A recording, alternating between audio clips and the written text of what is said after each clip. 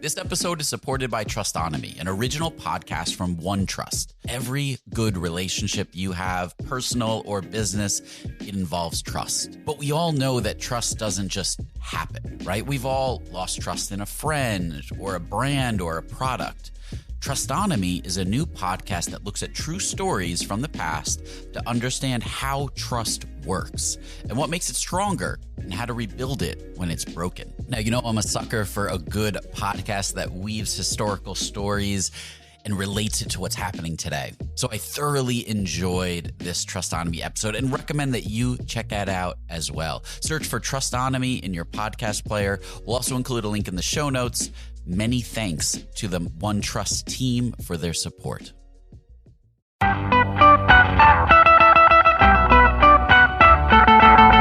Welcome to the Rocketship podcast. I'm Matt Goldman. I'm Joelle Steiniger. And I'm Michael Saka. Today, we talk to Jeremy Reeves about how he crafts sales funnels.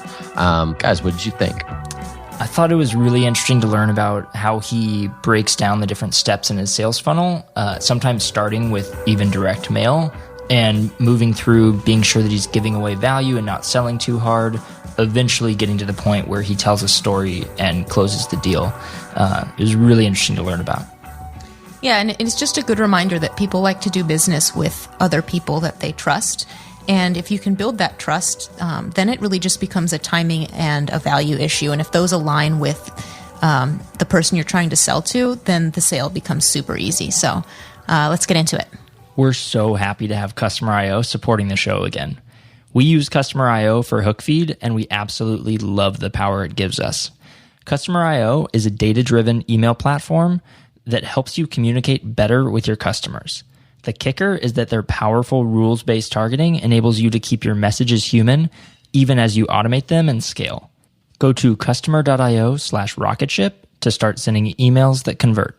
So Jeremy, tell me kind of, how did you get started in like the sales and marketing industry?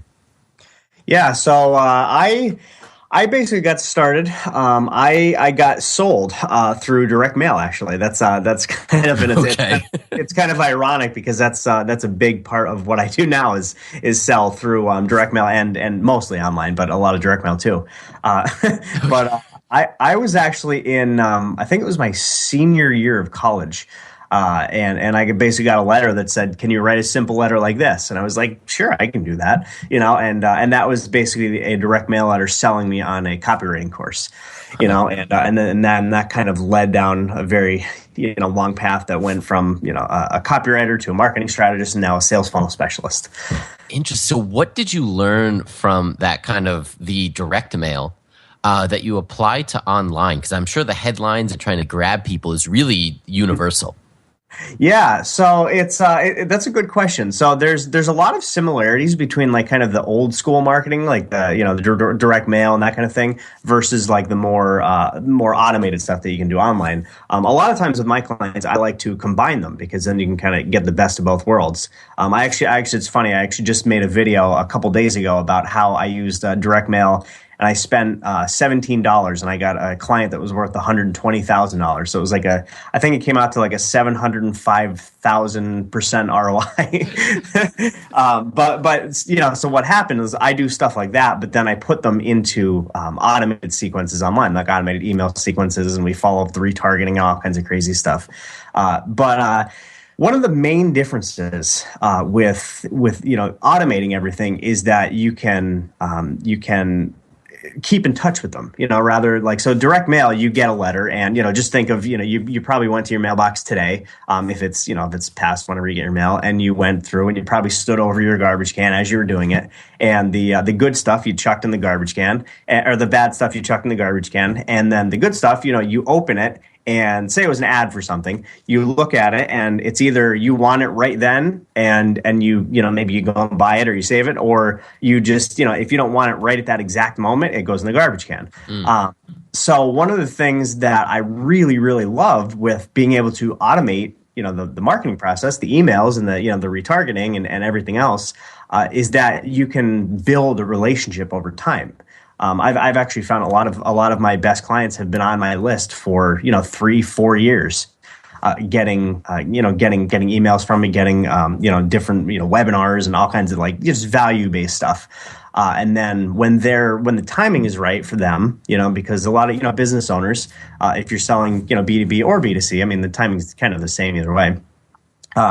When they're ready, if you've built up that trust, you kind of have them. Like they don't even really look at other people, or if they do, they give you a huge weighted percentage towards like if they're going to go with you or not.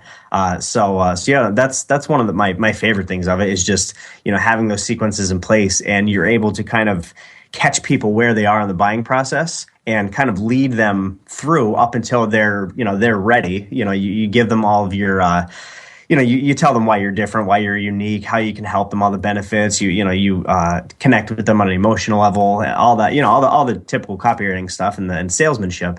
But then you combine that with being able to build that trust and that bond relationship over time, and it just makes such a big difference. Interesting. So I have to ask, and I want to get into the automated stuff, but what do you use the direct mail still for? When you have all these amazing tools online, what is the niche that you're still using the direct mail for? Yeah, that's a really good question. I don't think anybody's ever asked me that before.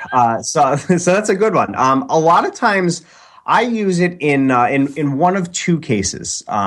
Basically the reason to still use that, because it is typically a little bit more expensive than doing stuff online. You're getting leads typically a little bit more expensive, and even sending out a direct mail letter, even to a buyer to try to get them to go for a higher end product or whatever it is. It's a little bit more expensive, especially with email. It's almost free. The big thing with it is impact. So if you're getting, so for example, with that client that I mentioned before, that I got, that was worth over $100,000 to me. The reason that I was able to do that, I used that to break through because, in that time, now this was several years ago, in that time, he was looking for a copywriter, for a freelance copywriter. And I knew that a lot of people wanted to work with him. And so I was thinking in my head, like, okay, what do I do to stand out? What do I do to show up differently than everybody else? Because everybody else is sending emails and saying, hey, here's what I've done. Look at my samples, blah, blah, blah. So I used that, and I got this, it was like this 3-foot long tube. And then the inside of it, you open it up, and inside there's this big, giant 2-foot by 3-foot sheet of pink paper. So you pull it out and you unravel it, and then it had like a message for me on there to go to like a URL, and on that website there's a video of me rather than sending an email. I was like, hey, you know what? I might as well go on video. So I made a video of myself. Basically, it was essentially like my resume on a video, like selling myself on why he should hire me, and so through that process, that kind of it made me stand out, and it actually the way that I did that's called 3D mail or lumpy mail. You can look that up. There's a bunch of companies that sell all kinds of cool products you can send. But yeah, the point is the big thing with that is impact. You completely stand out differently than everybody else. If you have you and then 3 of your other competitors sending emails trying to get somebody, trying to sell them on your product, and then you show up and you have some kind of really cool, thing. I mean, there's all kinds of stuff you can do with direct mail. You can. I've heard of people sending trash cans, like big, huge trash cans with things inside it. I've heard of people sending, there's actually one of my clients, we sent a big, giant silver platter with a letter on top of it. And it was like, we're doing all this. It was for a done for you service. So it was like, we're giving you everything on a silver platter, Okay. But it was, it was like a big, foot wide silver platter. So that stands out. How do you not look at that? And then we lead that into the automated stuff. So you use that kind of stuff. A lot of time when you're doing stuff like that, the 3D mail, a lot of times it's to get bigger clients.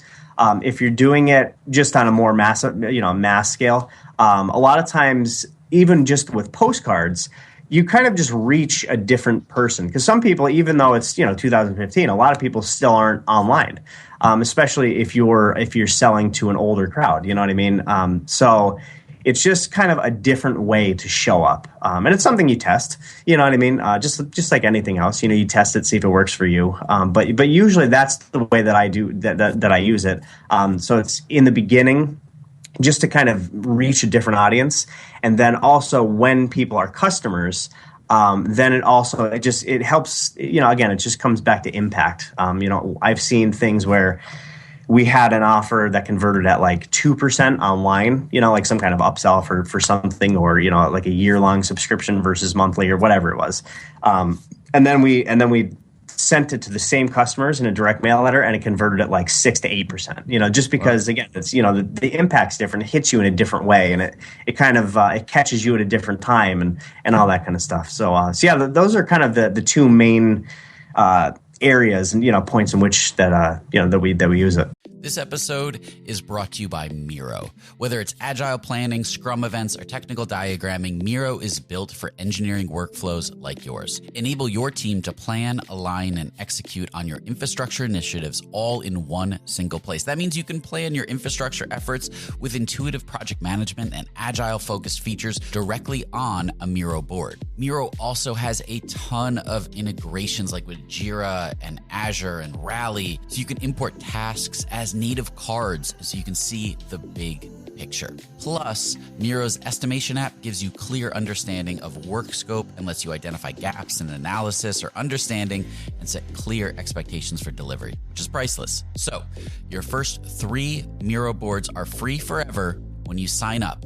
So go to Miro.com/podcast. That's Miro.com/podcast.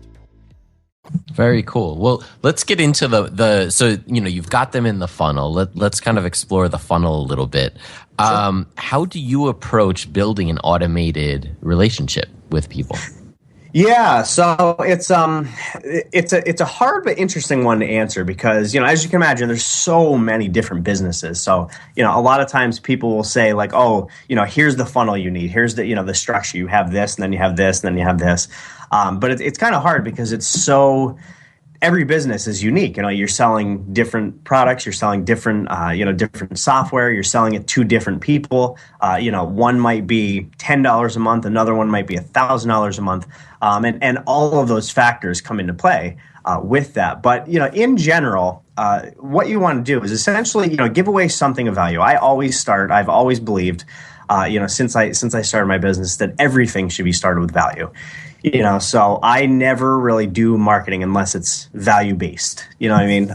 We actually, we're testing Facebook ads, and because we're starting with value-based content, we're actually getting people from Facebook to an article. So there's nothing for sale whatsoever.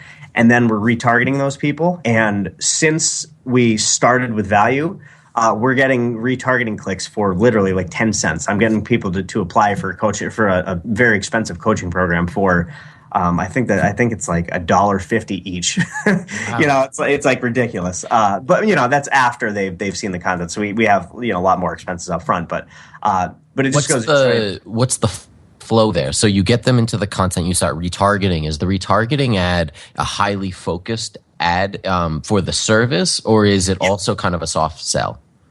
Yeah, so basically it's we start with just 100% value. So it's like an article, you know, really, really in-depth article that's hitting on major pain points that the market's dealing with rather. And then so the people that read that article, you know, the people that click on the first ad, they get retargeted, and we retarget them with the second ad, which is basically it's essentially like a page, like a sales letter, trying to get them into applying for the coaching program. So it's basically a direct sale for the second one. Now, what's making those clicks so cheap? Because the CTRs on it, the click-through rates are ridiculous. They're like, I think right now they're somewhere around 10 or 11%, which, yeah, on Facebook is insane. You know, and it's because, you know, they just read a really good article from me, and, you know, it's, I mean, like in depth, like 2,000-3,000 words, not like a little 500 word kind of thing. And, you know, so they just heard about me. They, you know, I have like my face on there, and, you know, all kind of like, you know, name brand recognition.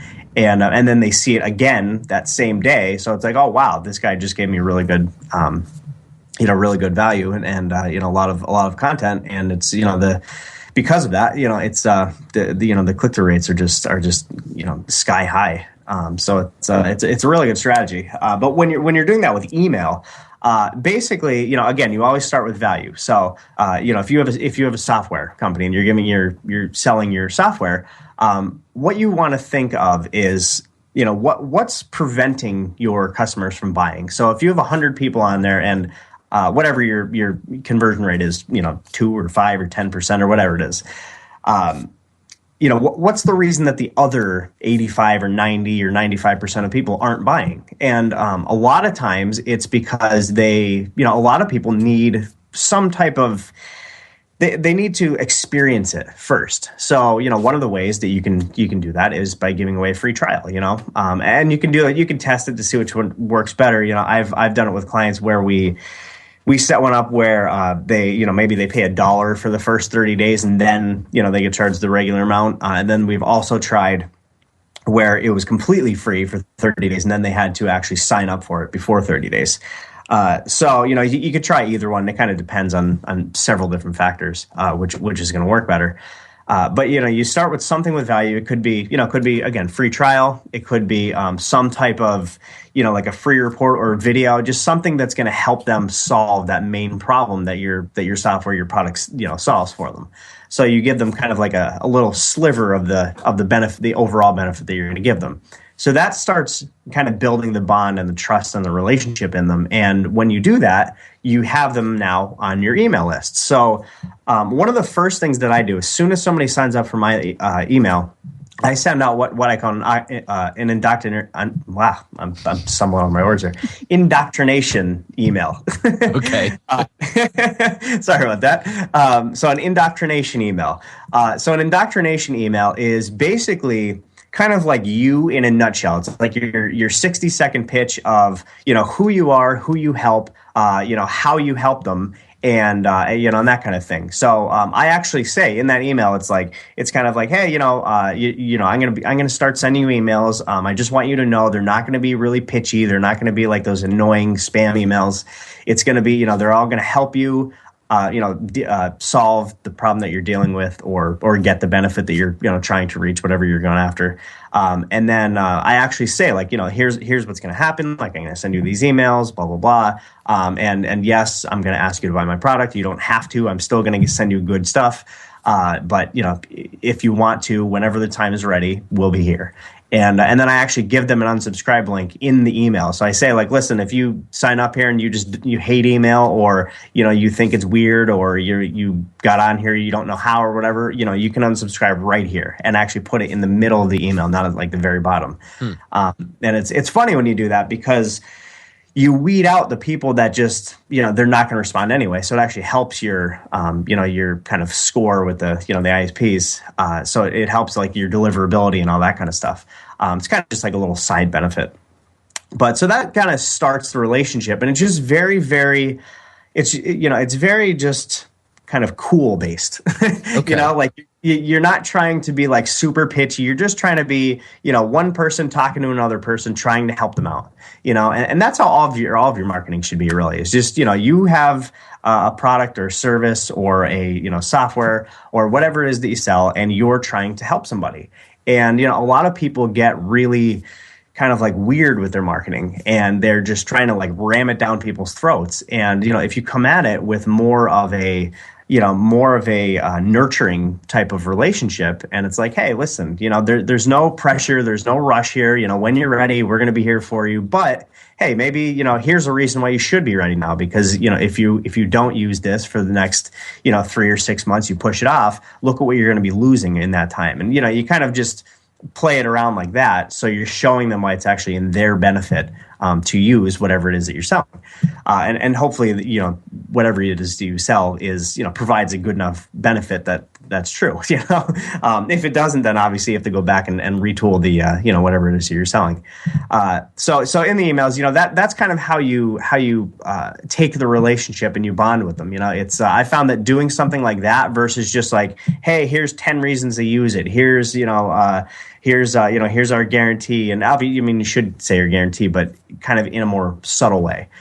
So if you're if you set up the emails so that it's like, hey, I'm here to help you, and you give them value, and you tell stories, and you're just you're very just personal, whatever your personality is, kind of just show that, showcase it in the emails. And, don't be afraid to talk about yourself and your family and your, stories that you're doing. For example, I have a wife and 2 kids, and I have 2 dogs, and I like to go fishing and smoke cigars and, that kind of thing. So I talk about that stuff. And, it's just a really good bonding tool, because you're showing that you're somebody. You're not just like a faceless, corporation, because people like to do business with people they know, like, and trust. You know what I mean? So if you do stuff like that, then people start to trust you, and then once they trust you, that builds a relationship for the sale. Because nobody's going to buy anything from somebody they don't trust. So you have to have that trust first.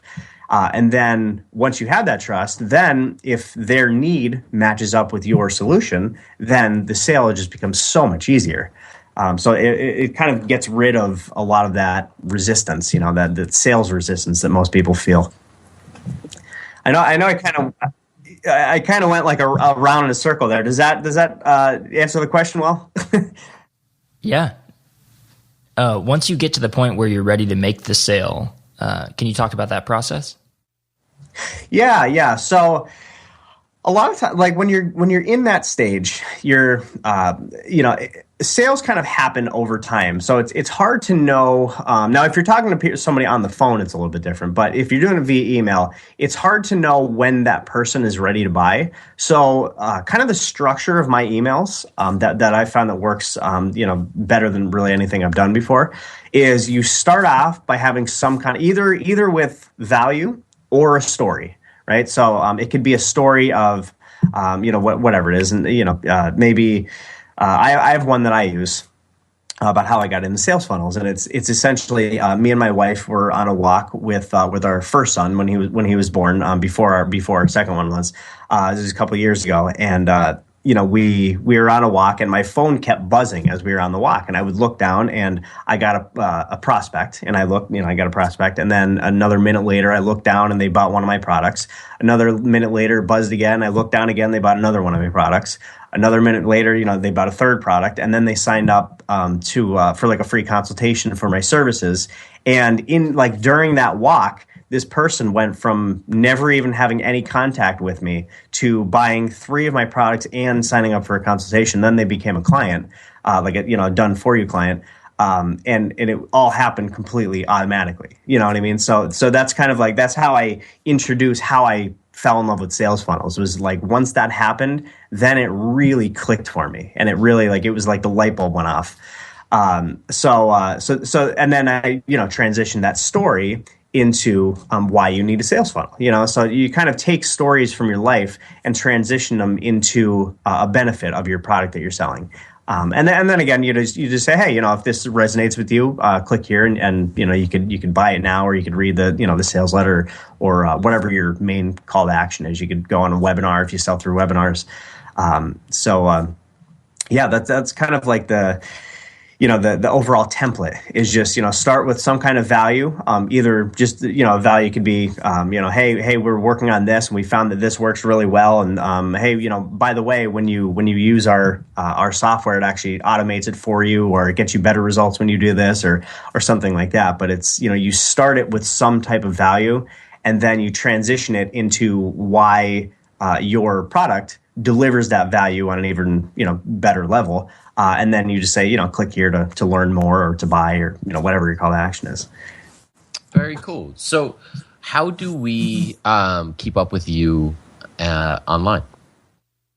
Yeah, so you can find out about me. I'm a very prolific kind of guy. I'm always writing articles and on podcasts and doing webinars and all kinds of stuff like that. So I would say, if you're interested either in working with me and having me, actually do some of this stuff for you, write your copy, build your sales funnels for you, or if I have information products, if you're kind of like a do-it-yourselfer, or I have a whole bunch of free stuff that you can go. I have all kinds of free reports and free videos and free webinars and all that kind of stuff. If you're a little bit earlier in the process and you don't really have the budget, to spend on having someone do it for you.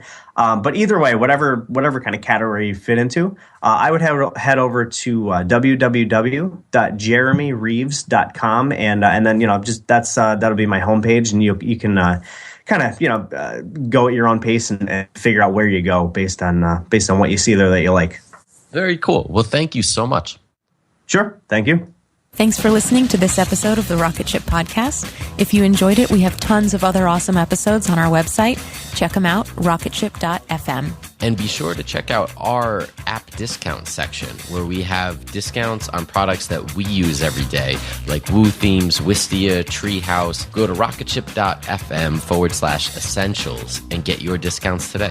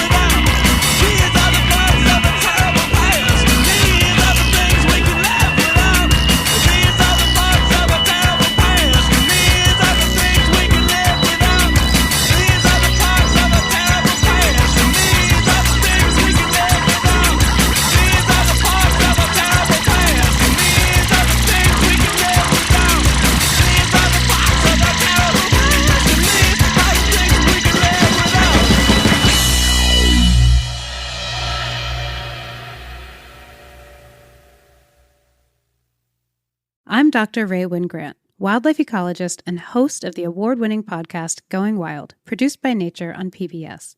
In the brand new season of Going Wild, we're tackling the big question, how can humans look at our relationship to nature differently? And with the help of special guests like Christian Cooper, host of Nat Geo's Extraordinary Birder, and Ayanna Elizabeth Johnson, co-creator of the How to Save a Planet podcast. Follow Going Wild with Dr. Raywyn Grant on your favorite podcast app. Are you looking for a podcast that'll make you laugh? You came to the wrong place. That's not us. That's not us. Well, it is. We are a husband and wife who chat about raw, real relationship topics. Like sex. Like money. Like marriage and kids. But we're not afraid to talk about how your newborn baby probably isn't as cute as you think it is. If you're in need of entertainment while you're driving to work, because that sucks, we can join you in the suckage, kind of like being in your ear. Not physically. So if you want to laugh, Come check us out. come check us out. Brought to you by the Laughing Couple Podcast.